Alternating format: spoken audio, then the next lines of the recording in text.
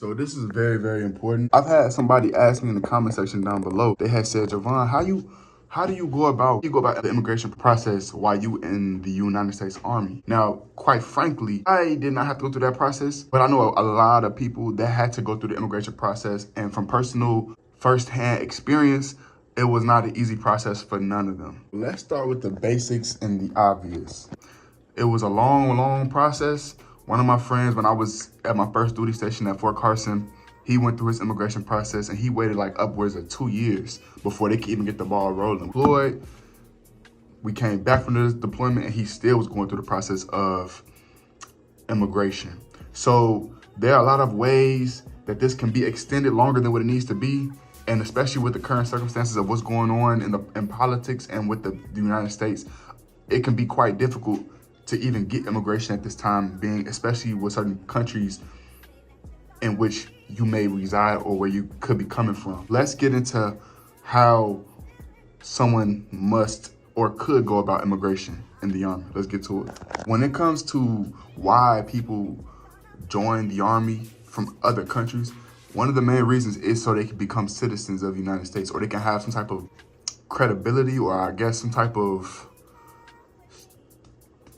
foot in the door to have naturalization in the United States. So people come so they can get that, and because it comes with a lot of different things. So people want to come and join the Army because that's one of the quickest ways of getting citizenship or naturalization into the United States. So let's go about how somebody can do this. So while I'm looking, because I never went through this process and I don't want to give y'all fallacies, and also to that regard, I also do want to say this.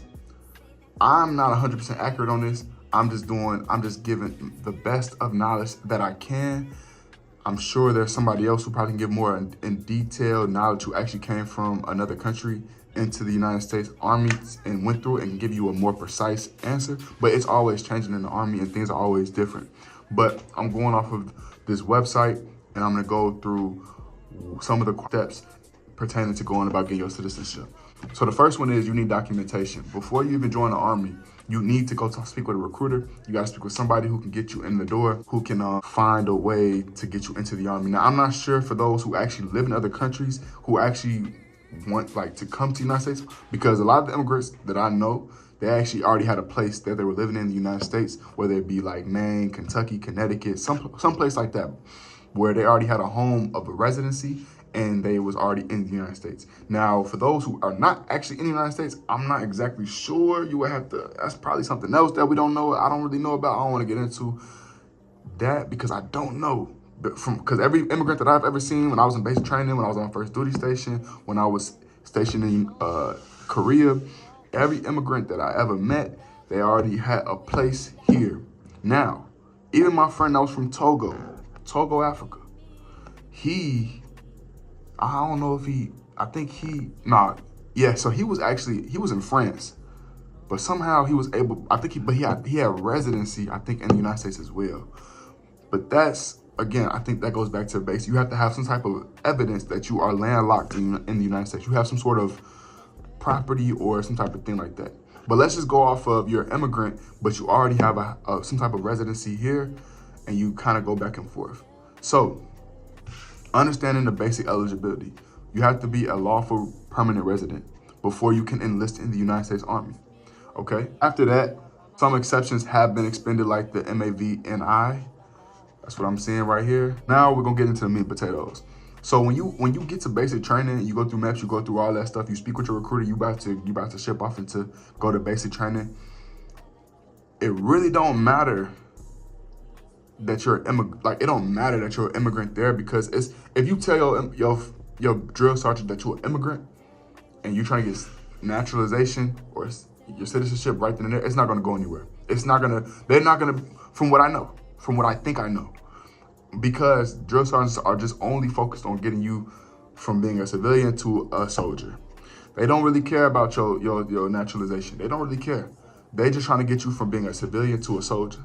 So when they're in the process of doing that, they don't really care about all that extra stuff. All the medical stuff that they doing is either for medical, like if you're sick or you break a leg or something in basic training, or something happens to you in basic training, or if it's to out process you and kick you out out the army because you failed or something like that. You reclass or you fail. Those are the only types of paperwork they trying to do in basic training.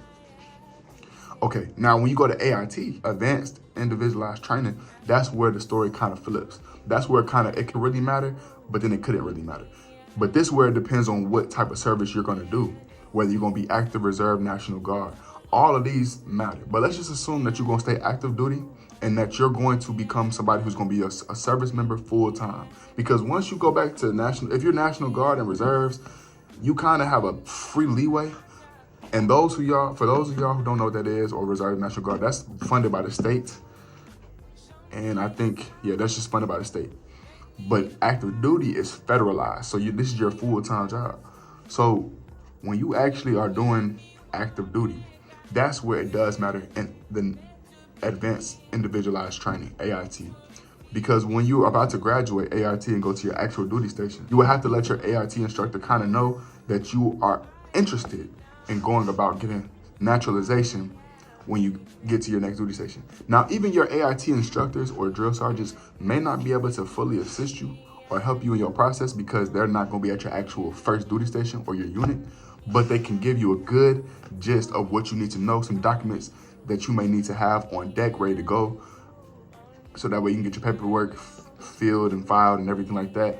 And any other additional information just to prep you for what you may possibly need when you actually get to where you're going. So that way when you get to where you're going, you're not searching around all over the world trying to figure out what you exactly need. You already have a gist of what you may need before you even get to where you're going. And then when you actually get to your duty station, when you actually land at your duty station, get with your NCO, your non-commissioned officer, or if you are a lieutenant or whatever the case may be, get with somebody, but I'm not really speaking on commissioned officers right now.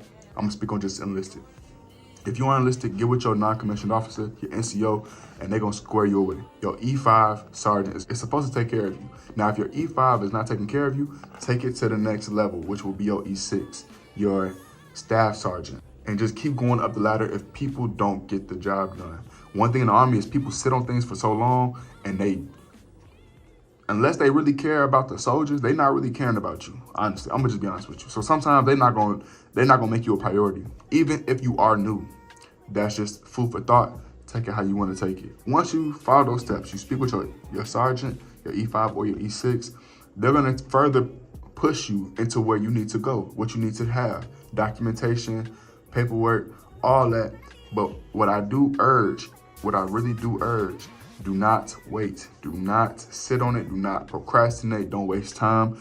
And the reason I say that is because the friend that I mentioned earlier he waited to go do his documentation of naturalization, and he ended up waiting extra time. So it took him 2 years to complete it, and he was just getting the ball rolling within those 2 years, or at that 2-year mark.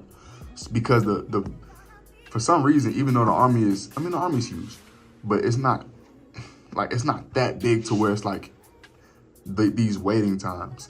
But the waiting times for sometimes these shops or whatever the case may be, they will have you have to call, and they might say, oh, you called on Tuesday, but we're only open on Thursdays at 10 p.m.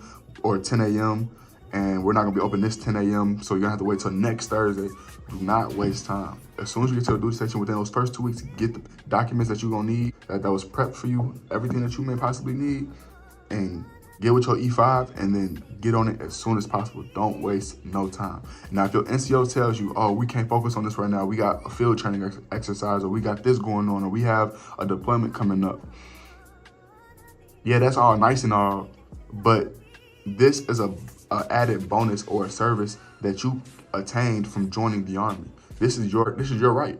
You join the Army. This is a benefit that you worked for.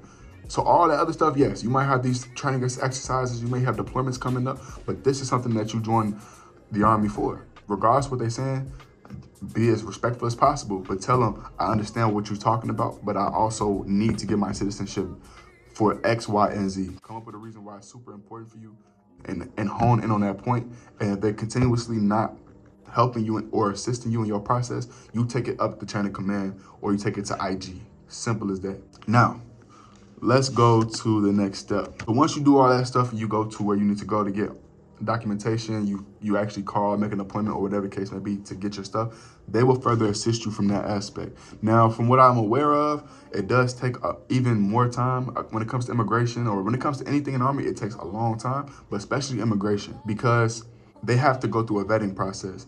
It's another vetting process that they have to take you through. Now, let me go through what the website says. You have to serve honorably for 1 year.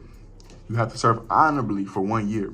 When I said that you have to go speak with them as soon as possible, I said that for an exact reason. Because even if they tell you that you might have to serve honorably for 1 year, or that you have to do this, this, and this, and this, and this, again, it's all about knowing what you need and the time frames that it needs to be done. Because even though it says you may need to serve honorably for 1 year, there's still things that they might task you to do within that 1 year to make sure that you follow the steps in the process. So that way, when that 1 year is up and you served honorably, you stayed out of trouble, you didn't get no UCMJs and none of that stuff, it will be a free-flowing process. After that, if you have a dishonorable discharge, this can disqualify you from getting your citizenship. So please do your best. Do your best to stay out of trouble. It's not worth getting in trouble for it. It's not worth getting in trouble, getting a UCMJ, get kicked out of the Army if you're trying to get citizenship. Trust me, it's not worth it. And you're gonna pretty much forfeit everything that you fought so hard for because you got kicked out the Army. It's not worth it. It's not. Apparently, after this, you will have to take an oath.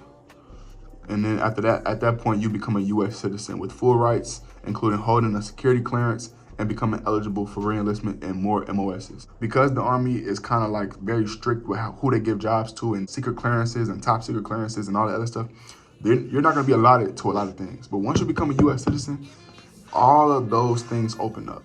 Secret clearances, top secret, MSIs, all these other things open up, plus job opportunities. More jobs open up as well. Now, if you were just in the Army just to get your citizenship, maybe this doesn't matter, but I do recommend you get a secret clearance regardless, because that would definitely put you in a position where you can get more job opportunities when you get out. But if you don't care about none of that stuff, just get your citizenship. But these are the added other benefits that come with you actually having your citizenship in the U.S. by going through the Army. Now, everybody joins the Army for different reasons. Everybody joins the Army for different purposes. But if the citizenship is one of the things that you want, and that's something that you're working hard to get, I'm not gonna stop you from doing it. That's a benefit, that's an eligibility that is open for any immigrant that wants to come to the United States. But just be mindful of everything that's going on in the United States right now in this moment. Just be cautious, be wary, and be tactful. People are gonna make things difficult, I'll put it like that. People are gonna make it difficult, and not everybody's gonna be on your side, especially depending on what country you come from. So just be cautious, be patient, enjoy the process, trust the process, and if there's anything that's getting in your way, whether you feel like it's unjust, unfair, illegal, immoral, or unethical, you better report that to somebody. And if it's not your sergeants, if it's not your chain of command, go to IG. Go to somebody who is not in your chain of command that can make a decision overseeing your chain of command. Somebody who's outside of the scope, it can really justify or regulate what's being said and what's being done. There you have it. It's my perspective of how you should go about your citizenship in the United States Army if you're an immigrant. But again, that's just raw. This is just raw perspective and also me reading from a script. But I'm sure there's other people that actually have gone through the process who can give a more detailed analysis of how to better go about it. Like I said, hopefully you found this helpful. Leave a like on the video, subscribe, share if you haven't already. See you guys in the next video.